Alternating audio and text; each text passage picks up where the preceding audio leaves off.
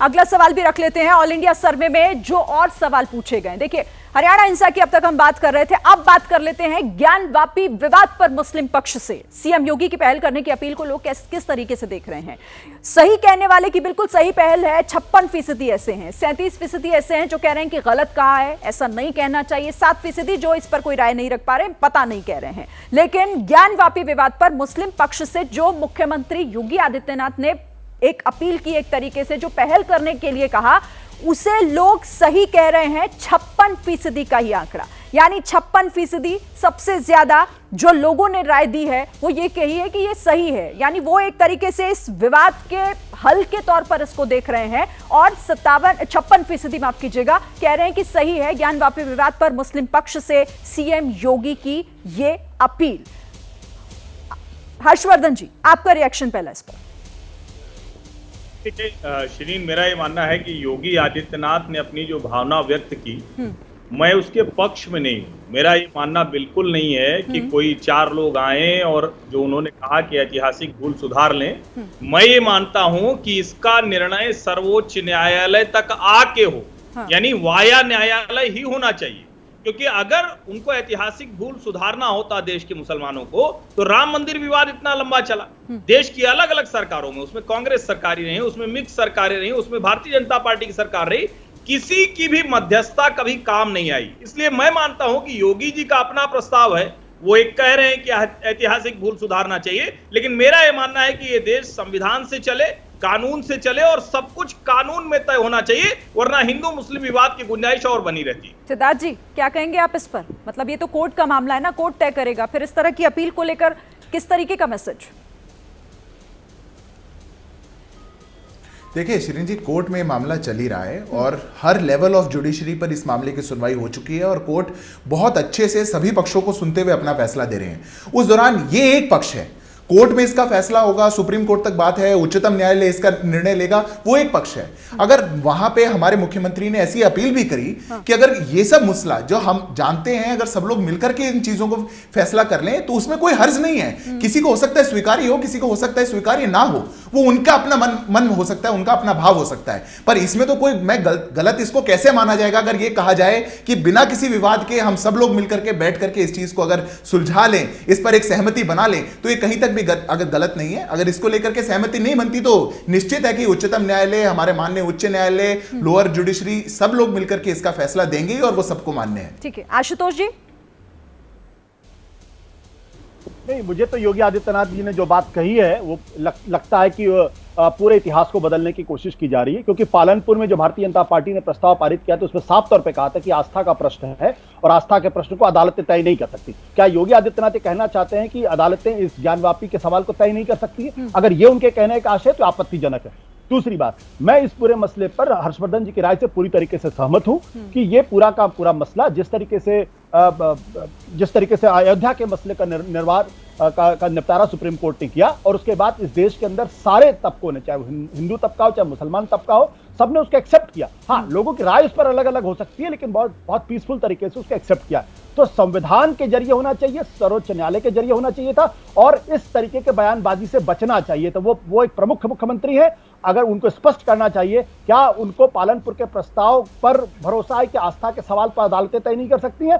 अगर उनका यह कहने का आशय है तो यह आपत्तिजनक है और अगर अदालत तय करेंगे तो बिल्कुल स्पष्ट बात है, सबको मान्य होगा। ठीक है, महिमा जी, आपको क्या लग रहा है? ये 56% जो है, जो कह रहे हैं कि योगी आदित्यनाथ ने जो पहल की है ये सही कही है, सही कहा है उन्होंने जो कुछ भी कहा, आप इसे कैसे देख रहे हैं?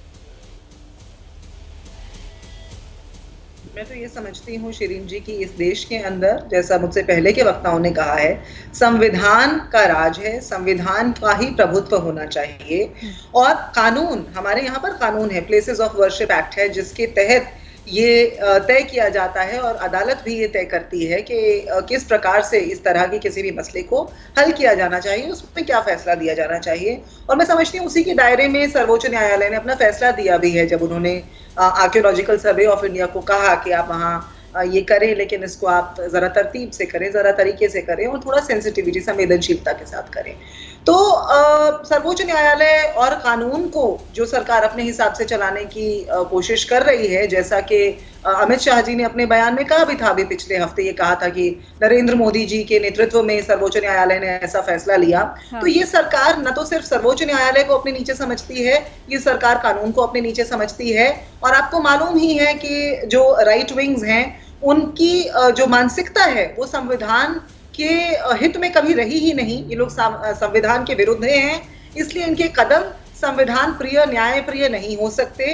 ये सांप्रदायिकता पर टिके हैं इनके सारे कदम, और वही ये करने का कार्य कर रहे हैं। जैसे जैसे 2024 नजदीक आएगा, जैसा कि सत्यपाल मलिक जी ने कहा है, हमें ऐसे कदमों में तेजी देखने को मिलेगी। इसलिए देश के सब भाई बहनों को साथ खड़े रहना होगा, अपने देश की लड़ाई के इतिहास को, आजादी के संग्राम को, और ये याद रखना होगा कि अंग्रेजों के विरुद्ध जैसी एकता हम सब ने अपने संबंधों में रखी थी, वैसी ही आज रखनी है। योगी जी का जो बयान है वो सांप्रदायिकता को भड़काने के सिवाय और कुछ भी नहीं। सिद्धार्थ जी, महिमा सिंह कह रही है कि ये सांप्रदायिकता को भड़काने का बयान है, और 37% लोग अगर इसे गलत कह रहे तो शायद वो भी कुछ यही सोच रहे होंगे जो हमारे दोनों वरिष्ठ पत्रकारों ने भी कहा कि इस पर मतलब नहीं था, बनता नहीं था कुछ बोलना। कोर्ट में मामला है, उसके बाद साफ हो ही जाएगा, कोर्ट जो फैसला सुनाएगा सब मानेंगे। शिरीन जी, सबसे ज़्यादा हास्यास्पद तो मुझे ये लगता है कि संविधान का विरोधी बताने वाली महिमा जी उस पार्टी से आती हैं जिन्होंने संविधान की सबसे ज़्यादा धज्जियां उड़ाई। मतलब अदालतों पर ताले आपने लगवाए, इमरजेंसी देश में आपने लगवाई, सब कुछ आपने ठप कर दिया, अमेंडमेंट कर करके हमारे संविधान में आपने अपने अनुकूल उसको बनाने का कोशिश करी, और आज आप संविधान बचाने की बात करते हैं। हास्यास्पद है।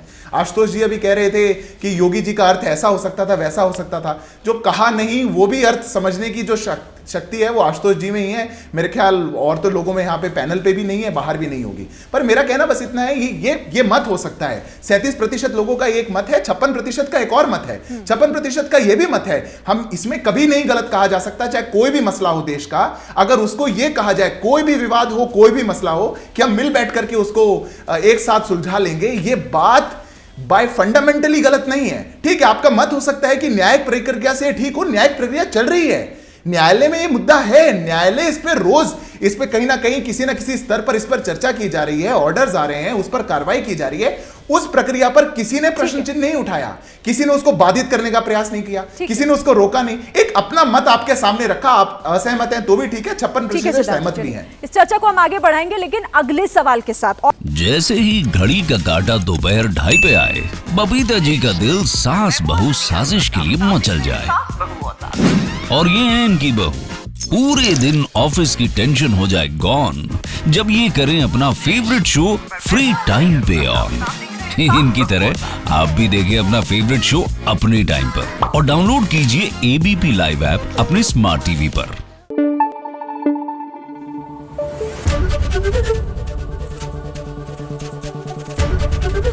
एबीपी न्यूज आपको रखे आगे।